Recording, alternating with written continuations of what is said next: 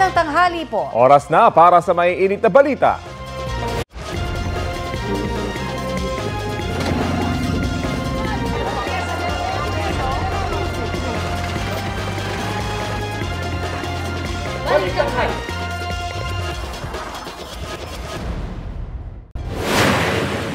Pasimpleng binuksan ng lalaking yan ang zipper ng bag ng isang babae sa Haro, Iloilo.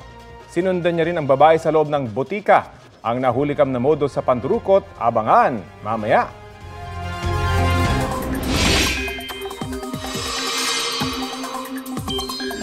Binaha ang ilang lugar sa Kidapawan, Cotabato kasunod po ng malakas na ulan doon. Dagdag perwisyo pa ang pagkawala ng kuryente sa ilang lugar doon. Sa barangay Binoligan, pinasok ng baha ang ilang bahay. Ayon po sa mga residente, sadyang mabilis bahain ang lugar dahil catch basin iyon.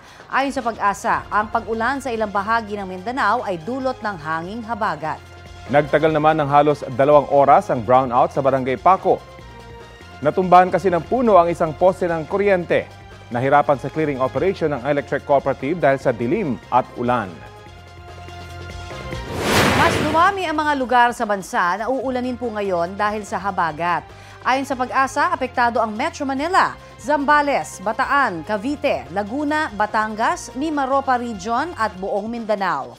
Sa mga susunod na oras, mataas ang tsansa ng ulan sa halos buong bansa. Base po yan sa rainfall forecast ng Metro Weather. Posible ang heavy to intense rain sa ilang lugar na maaari magdulot ng baha o landslide. Uulanin din ang Metro Manila ngayong pong araw. Dahil sa pag-uulan, may banta ng baha sa ilang panig ng Central Luzon, Calabarzon, Mimaropa Region, Zamboanga Peninsula, Northern Mindanao, Caraga Region, Davao Region at Soc-Sargen.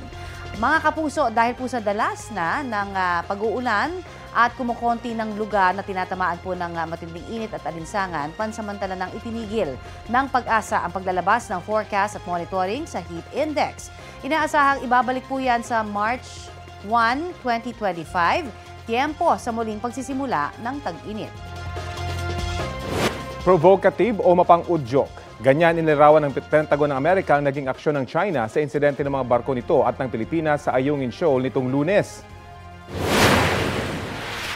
This kind of behavior is provocative, it's reckless, it's unnecessary, and as you highlight, it could lead to something bigger and more violent.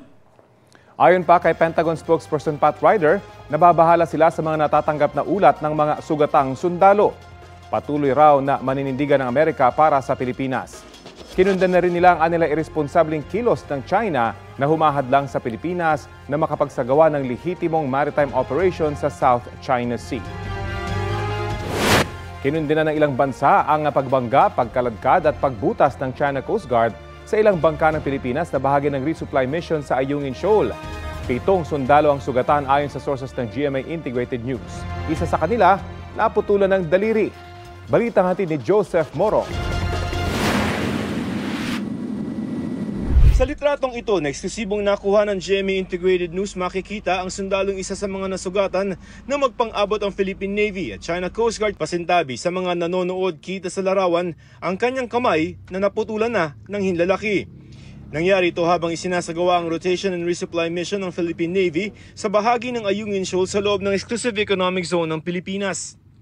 Ito rin ang unang banggaan ng China Coast Guard at Philippine Navy matapos ipatupad ng China noong Sabado ang sarili nilang administrative law enforcement procedure na aarestuhin ang mga dayuhang barko na nasa katubigan ng teritoryo raw nila. Sa pahayag ng National Security Council, naunsami ang RORI mission sa Ayungin Shoal dahil sa mga agresibong aksyon ng Chinese Maritime Forces.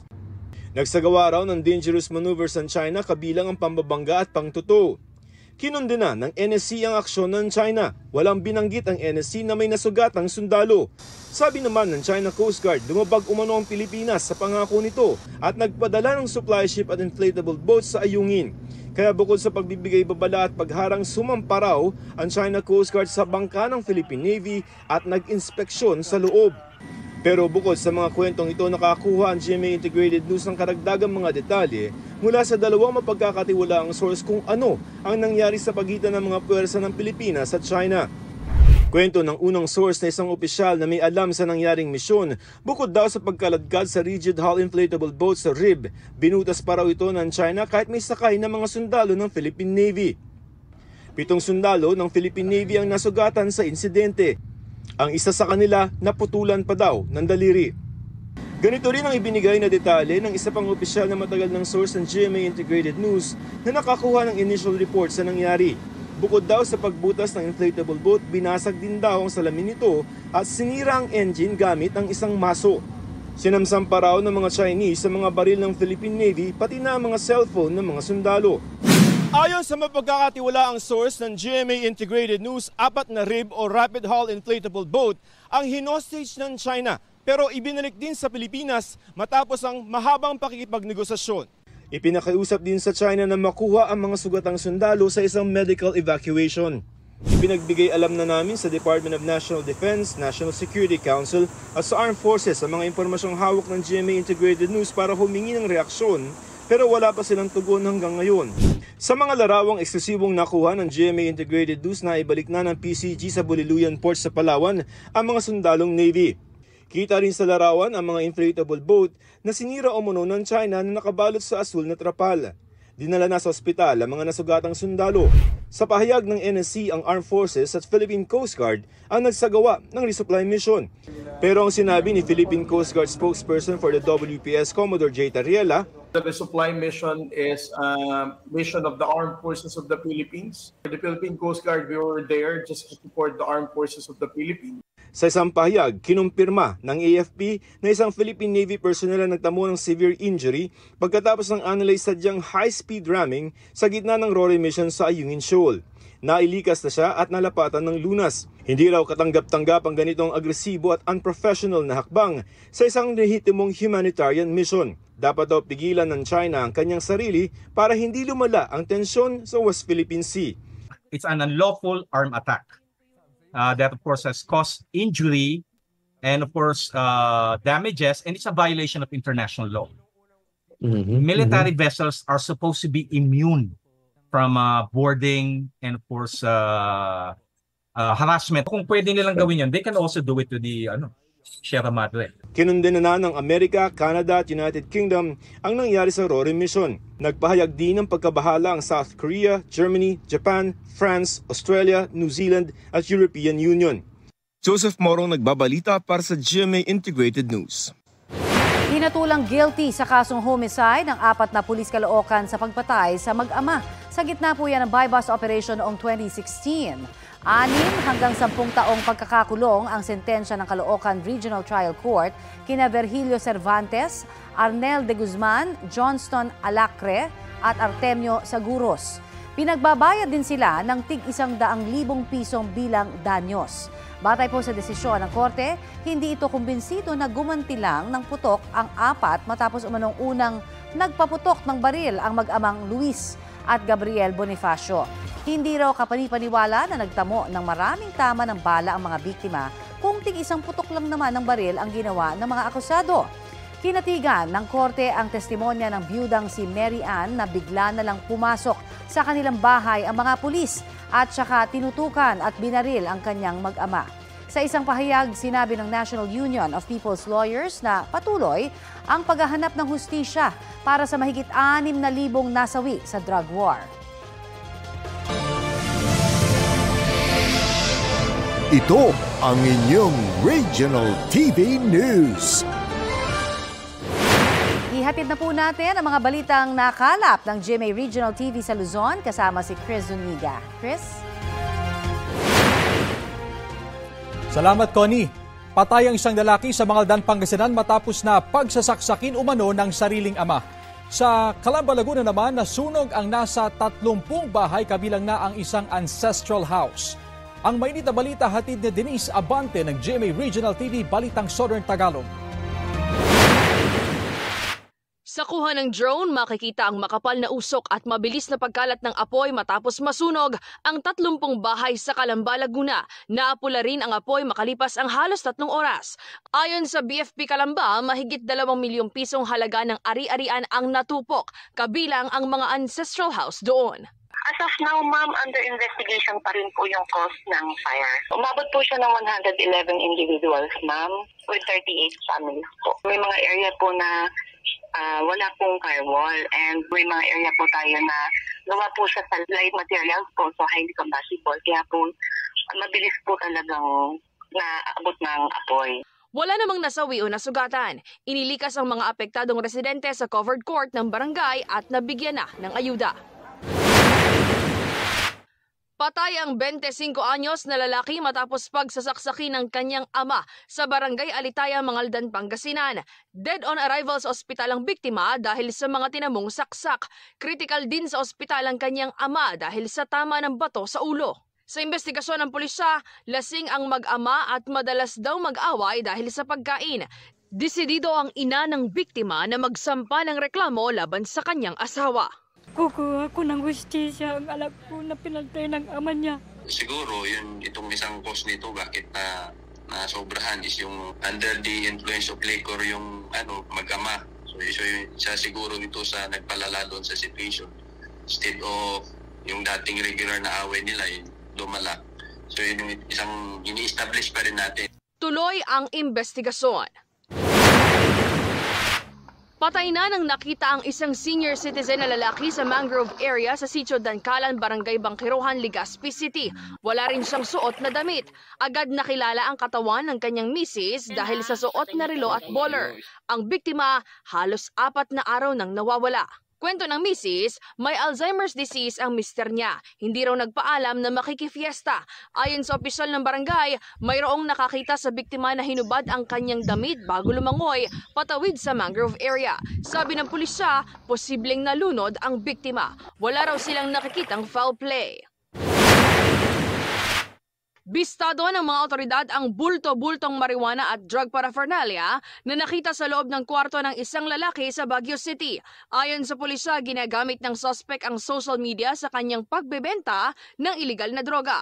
Kumpiskado ang mahigit 250 grams ng marijuana kasama ang stocks at mga buto na nagkakahalaga ng halos 50,000 pesos. Nagpositibo rin sa drug test ang suspect at inihahanda na ang reklamong isasampa sa kanya.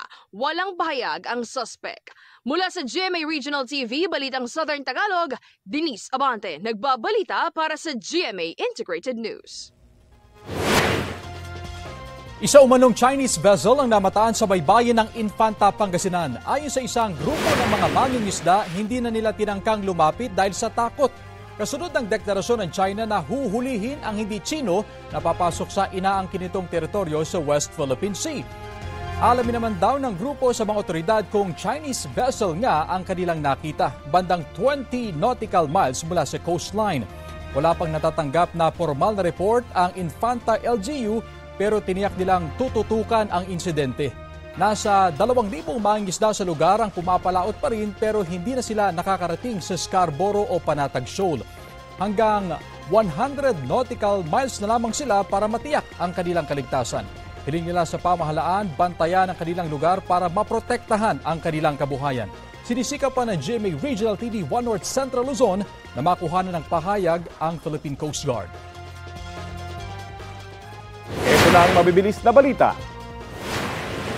Arestado ang isang rider na nahulihan ng granada matapos sitahin sa isang checkpoint sa Quezon City dahil walang helmet. Sinuri ng QCPD ang granada at napag-alaman na serviceable ito o pwedeng pasabugin.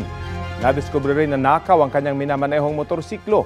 Dati na raw naaresto ang suspect matapos masangkot sa pananaksak at riot ng mga kabataan. Aminado ang suspect na itinago niya ang granada na pag-aari umano ng kanyang kaibigan.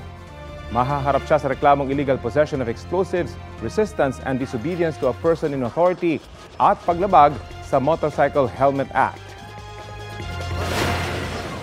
Wala ng buhay nang matagpuan sa Marilao, Bulacan ang 8 taong gulang na lalaking nahulog sa creek sa Barangay 176 sa Caloocan. Kasagsagan ng ulan itong Lunes nang mangyari ang insidente. Kahapon, natagpuan ng labi niya 15 kilometro ang layo mula sa creek kung saan siya nahulog. Ayon sa mga taga-Barangay 176, hindi ito ang unang pagkakataong may nahulog sa creek doon. Pinag-aaralan na ng City Hall na lagyan ng harang ang creek. Itinanggi ng kampo ni suspended Mayor Alice Guo na siya si Guo Huaping, ang pangalan ng Chinese citizen na iniuugnay sa alkalde ni Senador Win Gatchalian. Batay sa dokumentong nakuha ng senador, dalagitan na nang mag-migrate sa Pilipinas si Guo Huaping. Balitang hatid ni Ivan Mayrina. Sino nga ba si Alice Guo?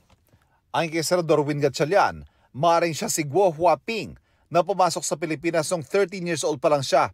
Base yan sa inilabas si Gatchalian na kopya ng passport at iba pang dokumento mula sa Board of Investments mula raw sa aplikasyon ng pamilya Guo para sa Special Investors Resident Visa o SIRV. Ani Gatchalian, 1990 ang totoong taon ng pagkakapanganak ni Guo at si Lin Wenyi ang nakarehistro niyang ina.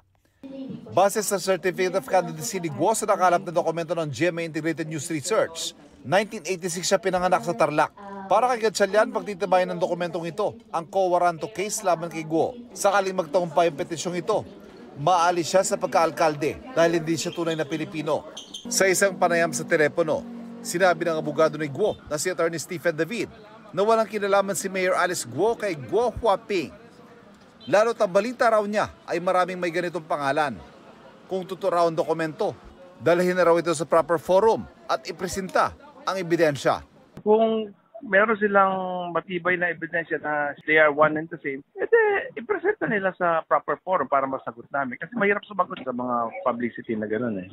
Dati na rin niya itinanggi na nanay niya si Lin Wenyi at ilang beses sinabi sa Senate hearings na anak siya ng tatay niya sa kasambahay na si Alice Amelia Leal na iniwan raw si Alice Guo. Ako po ay isang Filipino. Lumaki po ako sa farm. Naungkat ang issue sa pagkakakilanlan ni Guo nang mayugnay ang kanyang pangalan sa niraid na Pogo Hub sa Bamban, Tarlac. Nauna nang sinabi ng PAOK na sasampahan nila ng reklamong kriminal ang alkalde kaugnay nito. Nagpahatid ng sulat si Guo kay Executive Secretary Lucas Bersamin na siya ring chairman ng Presidential Anti-Organized Crime Commission o PAOK. Just expressing the mayor's intention that she is one with the commission to uncover the truth and for justice to prevail. Sa 6 na pahinang liham, sinagot ni Guo ang ilang aligasyon. Itinanggi niyang money laundering at pagpapatayo ng Pogo ang layo ng Baofu Land kung saan naging part owner siya. Walaan niyang basihan ang aligasyong simulated o pakunwari lang ang pagdivest o pagbitaw niya sa pag-aari sa kumpanya. Kaya walaan niyang basihang idawit siya sa anumang usapin tungkol sa kumpanya. Dahil inilipat na raw ang interes sa Baofu sa pamamagitan ng deed of assignment bago pa siya mahalal noong 2022. Wala na raw siyang direktang partisipasyon o pinansyal na interes sa kumpanya nang mangyari ang mga aligasyon. Hindi umano siya tumakbo para protektahan ang personal na interes sa negosyo. Iginit din niyang kulang ang mga elemento para sabihing dawit siya sa human trafficking, kidnapping o money laundering. Iginigit din ni Guo ang presumption of innocence o ang pagiging inosente hanggat walang konkretong ebidensya para patunayan ang paratang. Hindi anya porke mayor ay protektor, kasangkot o kasabwat sa mga krimen sa kanyang nasasakupan. Karaniwan ding anyang naisasagawa ang mga organisadong krimen ng patago. Hindi anya makatarong ang isakdalang isang mayor sa mga ganitong aktibidad nang walang sapat na ebidensya. Wala anya siyang direktang pakikilahok sa pang-araw-araw na operasyon ng mga gaming operator. Ang mga desisyon kaugnay nito ay saklaw umano ng ibang ahensya. Tiwala si Guo na mapapatunayang wala siyang kinalaman sa mga aligasyon. Sabi naman ng PAOK, magkokomento sila kaugnay ng liham ng mayor. Oras na mapag-aralan nila ito. Ivan Mayrina nagbabalita para sa GMA Integrated News. Heto na ang latest mga mare at pare. Inaresto sa Amerika ang singer at NSYNC member na si Justin Timberlake dahil sa drunk driving. Base sa court documents, sinita ng pulisya ang kotse ni Justin nang bigo itong makasunod sa stop sign at 2 beses na lumipat ng lane sa Hamptons, New York. Nang pahintuin at palabasin daw si Justin, namumula ang kanyang mga mata at amoy alak ang kanyang hininga. Pinalaya rin daw si Justin at nakatakdang magka-virtual appearance sa korte sa susunod na linggo. Sabi naman ng kanyang abogado, pinatawan ng single count si Justin matapos tumangging sumailalim sa breath test. May 2 citation din siya para sa mga nilabag na batas trapiko. Kinumpirma ng Department of Justice na tapos na ang extradition hearing ni dating Negros Oriental 3rd District Representative Arnulfo Teves Jr. sa Timor-Leste. Ayon sa DOJ, binigyan ng sapat na panahon ang magkabilang panig para magpasa ng kanilang mga argumento. May 5 araw ang Court of Appeals ng Timor-Leste para makapagbigay ng hatol. Umaasa ang kagawaran na papanig sa gobyerno ng Pilipinas ang desisyon. Una nang sinabi ng DOJ na isinailalim ng korte sa house arrest si Teves. Ang dating mamabatas ang itinutulong nasa likod ng pagpatay kay dating Negros Oriental Governor Roel Digamo noong 2023. Itinanggi ni Teves ang alegasyon. 2 medalya ang nakamit ng Pinay athlete na si Sarah Dekinan sa Thailand Open Championships. Gold medal ang nakuha niya para sa heptathlon event. Podium finisher din si Dekinan sa long jump event na may bronze medal sa distance na 5.81 meters. Good job, Sarah!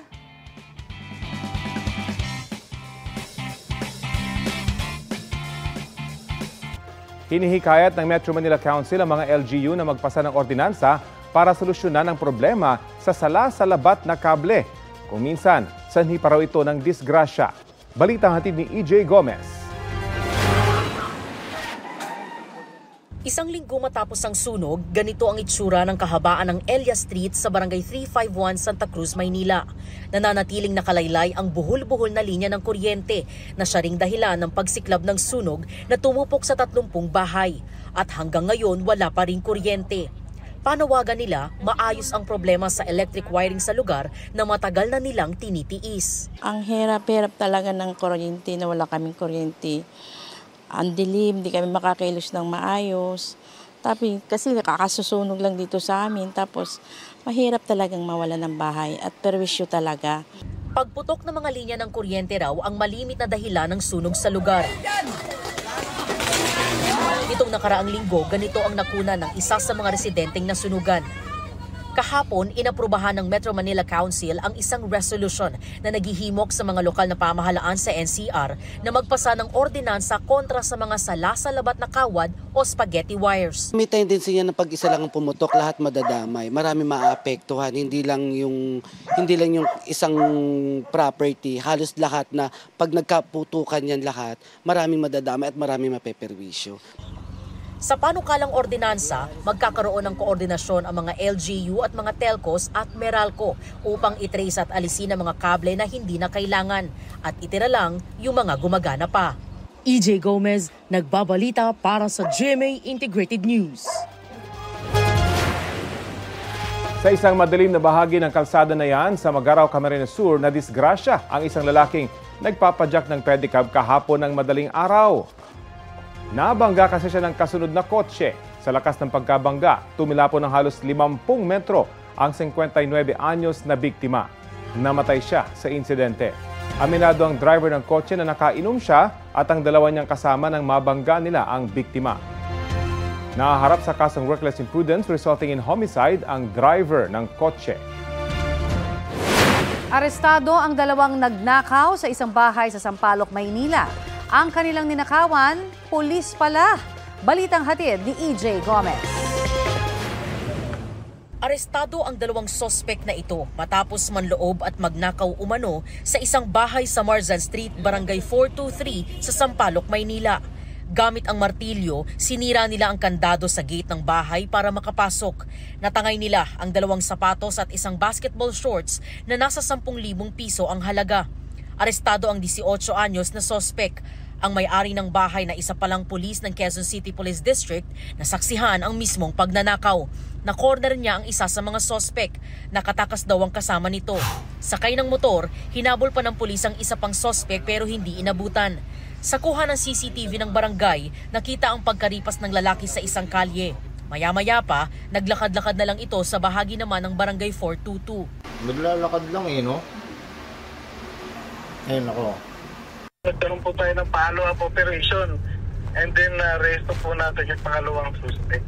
Pantustos sa pamilya ang rason ng magkaibigang sospek kaya raw sila nagnakaw. Wala lang po kami makain. Titinda lang po kasing balot mama ko. Pinagsisiyang... Aminado naman po sila na ginawa nilang kasasala. And sinampahan po natin sila ng robbery in inhabited place po. Umamin din ng mga sospek na hindi ito ang unang beses ng kanilang pagnanakaw. Nasa kustodiya ng Sampaloc Police Station ang dalawang sospek. EJ Gomez, nagbabalita para sa GMA Integrated News. Nakataas po ngayon ang thunderstorm watch dito sa Metro Manila at ilang karatig probinsya. Ayon sa Pag-asa, apektado rin po ang Bulacan, Rizal, Laguna at Cavite. Pinaalerto ang mga residente mula sa posibleng ulan na may pagkulog, pagkidlat. Tatagal ang thunderstorm watch hanggang alas 10 mamayang gabi.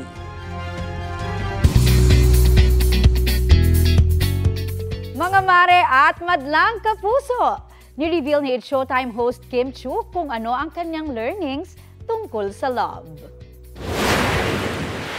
Learnings, installment lang natin ang mga pagbigay ng love. Hindi yung buho. Yes! Yan ang pag-amin ni Kim sa isang contract signing event. Stunning and radiant ang aura ni Kim. Natanong din si Kim tungkol sa trending niya na skydiving sa Dubai. Sabi ni Kim, sobrang na-enjoy niya ang skydiving at hindi siya takot sa heights. Sa ngayon, wala pa siyang next extreme activity pero G naman daw siya sa adventure. Skydiving ko na siya. So, isa yun sa mga bucket list ko, yung tumalon talaga sa Dubai. So, ginawa ko siya bago umuwi kasi masikip na talaga yung time. Pero, pinilit ko talaga. Nag-7 AM jump ako. So, okay naman. Ako nga tumalon. Mabibilis na balita po tayo sa probinsya. Natagpuan sa bangin ang bangkay ng hindi pa nakikilalang lalaki sa barangay Tanggoy sa Balayan, Batangas. Pasintabi po. Nakasilid sa sako ang naaagnas na biktima na may saksak sa iba't ibang bahagi ng katawan. Ayon sa pulisya, posibleng itinapon roon ang biktima. Nananatili sa isang punerarya ang bangkay habang nagpapatuloy ang autopsy at investigasyon. Arestado sa bypass na operasyon ang mag-amang tulak umano sa barangay Habaywan, Bacoor, Cavite. Nahuli sila sa loob ng parking space sa isang mall doon. Ayon sa isang suspect, i-deliver sana nila ang droga pero laking gulat nila na pulis ang kanilang katransaksyon. Nasabat sa kanila ang 8 pakete ng hinihinalang shabu na nagkakahalaga ng mahigit 400,000 pesos, marked money at isang baril. Mahaharap sila sa patong-patong na reklamo.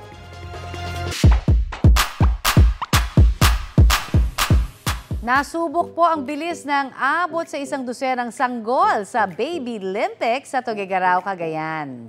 Suot po ang kanilang gapang gear. Please welcome the youngest athletes in town na mga 1 taong gulang pababa. Kasama nila sa starting line sina Mommy at nagpaunahan sa kanilang daddy na nag-aabang naman sa finish line. Isinagawa ang event kasabay ng Father's Day. Layon po ng event na ma-develop ang magandang relationship sa pagitan ng ama at kanilang mga anak. Wow!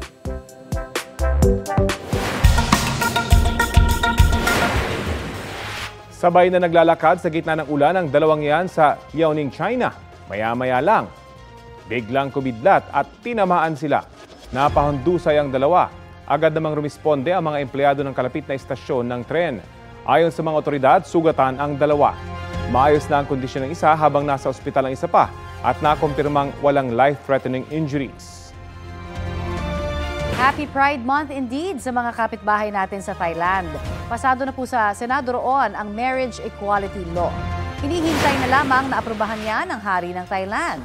Kapag aprobado na, ipatutupad ito 4 na buwan matapos mailathala sa Royal Gazette. Mahigit 2 dekada ang naging laban ng LGBTQIA+ community at ng supporters nila bago nakamit ang historic achievement. Kung sakali, Thailand ang ikatlong bansa sa Asia na nakikilala sa same-sex couples at pinakauna sa Southeast Asia. Sa pagpasa ng Thailand Senate sa panukalang batas, Raising the Rainbow Flag ang naging pagdiriwang ng queer community sa ilang probinsya roon. Ito ang inyong Regional TV News. Oras na para sa mga balita ng GMA Regional TV sa Visayas at Mindanao. Kasama natin si Sarah Hilomen Velasco. Sarah? Salamat, Rafi. Nasunog ang ilang bahay malapit sa isang gasolinahan sa Cagayan de Oro City. Sa Haro, Iloilo City naman, may babaeng nadukutan ng cellphone habang bumibili sa butika. Ang mainit na balita hatid ni John Sala ng GMA Regional TV 1 Western Visayas. Kita sa CCTV video ang babae sa may entrance ng isang butika sa Haro, Iloilo City nang bigla siyang lapitan ng isang lalaki na pasimpleng binuksan ng zipper ng bag ng babae. Nang pumasok ang babae sa butika, sinundan siya ng lalaki. Sa isa pang anggulo ng CCTV, makikitang kumukuha ng bottled water sa ref ang biktima.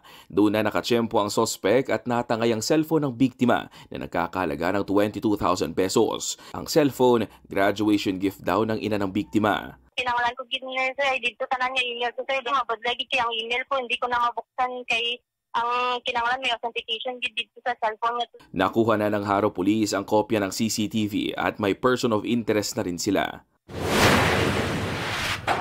Buto-buto pa, palayo ta kay Basurite. Sumiklab ang sunog sa Cagayan de Oro City. Nangyari yan sa likod mismo ng isang gasolinahan sa lugar. Agad itong nirespondihan ng mga bumbero. Matapos maapula ang sunog, makikita ang mga naabong bahay. Damay rin ang 2 sasakyan at 3 motorsiklo. Ang ilang residente, wala nang naisalbang gamit. Ayon sa BFP, aabot sa 550,000 pesos ang pinsala dahil sa sunog. Inaalam pa ng BFP ang sanhi ng apoy. Pero posible raw na nagsimula ito sa storage area ng mga kahoy na tinambak malapit sa isang bahay. Wala namang sugatan sa insidente. Sugatan ng isang restaurant staff sa San Jose de Buena Vista, Antique matapos pagbabarile ng hindi pa nakikilalang salarin. Base sa investigasyon, hinarang umano ng sospek ang biktima habang papunta sa opisina ng restaurant. Sugat sa binte at braso ang natamo ng biktima. Patuloy ang investigasyon. Mula sa GMA Regional TV 1 Western Visayas, John Sala. Nagbabalita para sa GMA Integrated News. Sumabog ang isang improvised explosive device sa isang gas station sa Lamitan, Basilan. Nangyari yan ilang oras lang matapos ang deklarasyon na Abu Sayyaf free na ang lungsod. Isang bata na dumaraan lang ang nagtamo ng minor injury sa pagsabog. Na-recover sa blast site ang isang baterya, blasting caps at powder. Extortion ang isa sa mga nakikitang motibo sa pagpapasabog matapos makatanggap ng liham ng pagbabanta ang may-ari ng gasolinahan. Patuloy ang investigasyon kung sino ang responsable sa pagsabog. Panawagan ni Mayor Roderick Furigay sa mga residente, manatiling kalmado at isumbong kung may mga mapapasing kahina-hinalang tao. Namukadkad sa England ang isang hindi pangkaraniwang bulaklak. Yan po ang Arum Titan na mas kilala sa tawag na corpse flower.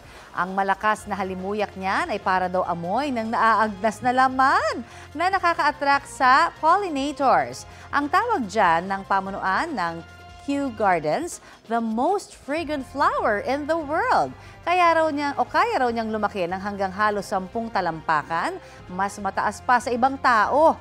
Inaabot po ng hanggang 12 taon bago mamulaklak, kaya pambihira lang ang pamamukadkad nito. Hanggang 3 araw lang din po yan na maaaring masilayan sa Kew Gardens. Huling namukadkad ang corpse flower sa naturang garden noong September 2021. Kuha sa CCTV ng isang tindahan sa Cotabato City ang pagiging abala ng matandang babaeng yan sa pag-asikaso sa isang customer. Ilang sandali lang, lumapit ang isang lalaki na naka-jacket na tila bibili. Dito na sumunod sa kanya ang isa pang lalaki na nakaasul na damit, maong shorts at may suot na sombrero. Sumilip siya sa loob ng tindahan bago tuluyang pumasok. Paglabas niya, bit-bit na niya ang ilang bagay na tinakpan niya ng dalang jacket. Sinundan naman siya ng naunang lalaki. Natangay umano ng mga salarin ang nasa mahigit 50,000 pisong halaga ng pera. Pinaghahanap pa rin ang mga salarin. Suportado ng gobyerno ng Australia ang pagpaparami at preserbasyon ng taklobo of giant clams sa Bolinao, Pangasinan. Personal na binisita ng mga kinatawan ng Australian Center for International Agricultural Research at UP Marine Science Institute ang Giant Clam Ocean Nursery sa isla ng Silaki. Tinatayang 70,000 giant clams na ang naparami at inaalagaan sa Marine Protected Area mula nang magsimula ang partnership ng Pilipinas at Australia noong 1983. Dahil sa banta po ng commercial harvest and trade, kabilang po sa threatened species ang giant clams. Katuwang din sa programa ang Australian Department of Foreign Affairs and Trade. Bukod sa Bolinao, binibisita rin ng mga grupo ang iba pang marine sanctuaries sa Pangasinan.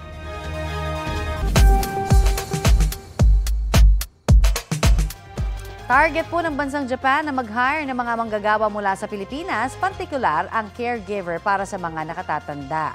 Ayon kay House Speaker Martin Romualdez, nagbigay ng kanilang commitment sa Pilipinas ang ilang top Japanese parliamentarians sa ginaganap na high-level discussion sa Tokyo, Japan, at kasalukuyan pong nahaharap sa demographic challenge o pagbaba ng populasyon ang Japan. Nasa 300,000 Filipino ang naninirahan doon. Karamihan po ay nagtatrabaho sa caregiving, agriculture, hospitality at manufacturing sector. Sa kabila ng umiiral na SIM Registration Act, tila hindi pa rin nasusugpo ang talamak na tech scams. Kaya ang NTC pinagpapaliwanag ng ilang senador. Pag-usapan natin yan kasama si NTC Deputy Commissioner John Paulo Salvahan. Magandang umaga at welcome po sa Balitang Hali.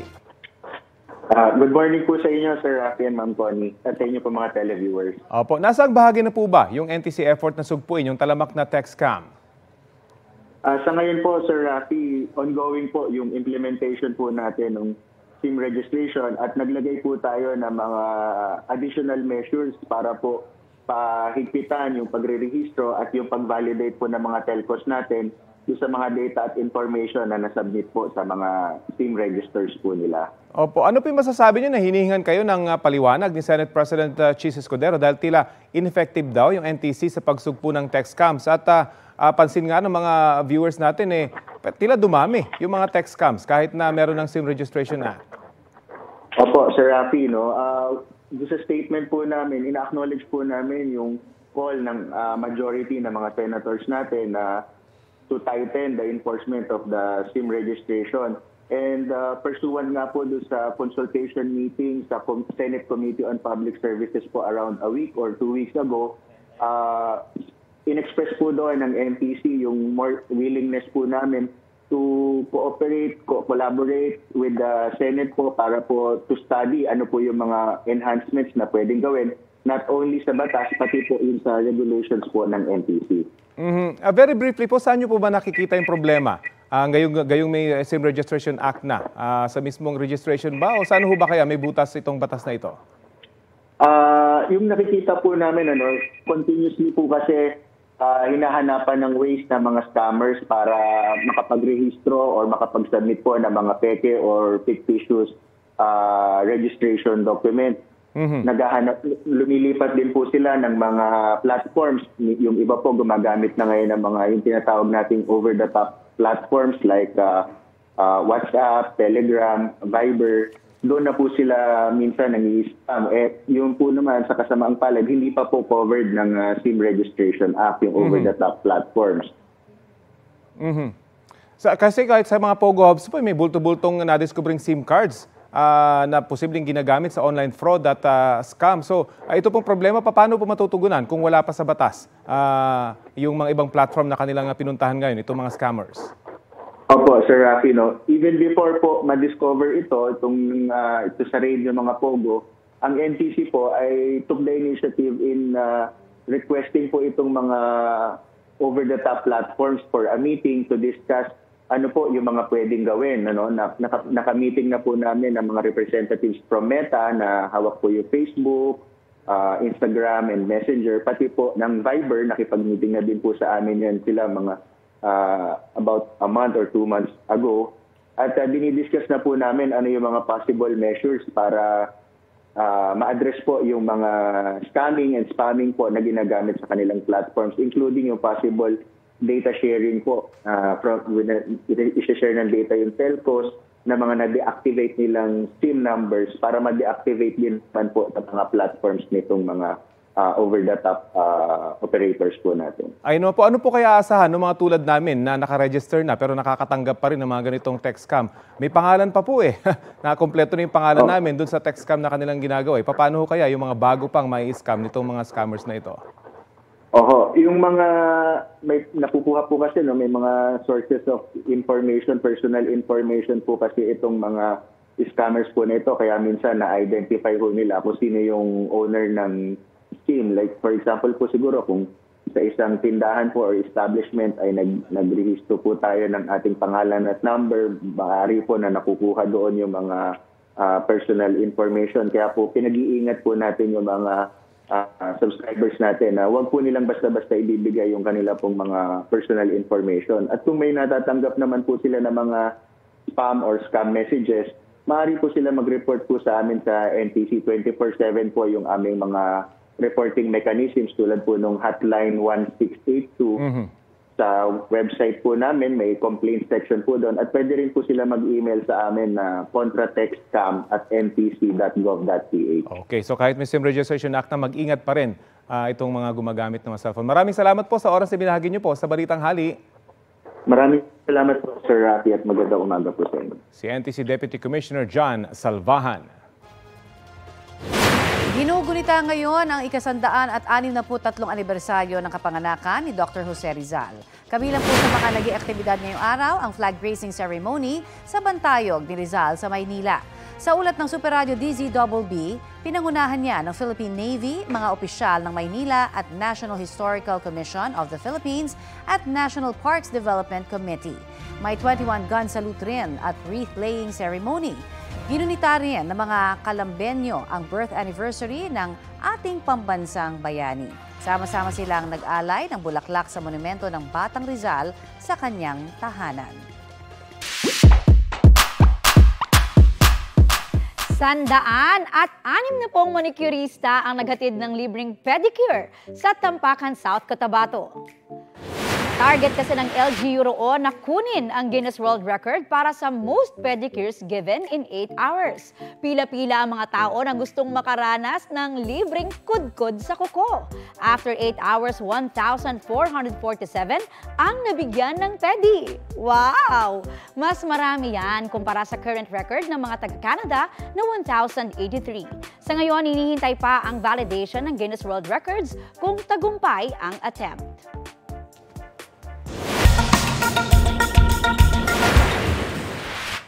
Nagngangalit ang apoy na yan na tumutupok sa Rodusa Village, New Mexico sa Amerika. Agad iniutos ang mandatory evacuation sa mga residente. Ang wildfire nagsimula umano Lunes ng umaga oras doon. Nasa mahigit 500 ektaryang lupain na ang apektado ng wildfire. Ito ang inyong Regional TV News. Age doesn't matter. Yan ang panawagan ng ilang senior citizens na gusto pang magkaroon ng trabaho. Balitang hatid ni Paul Hernandez ng GMA Regional TV Balitang Southern Tagalog.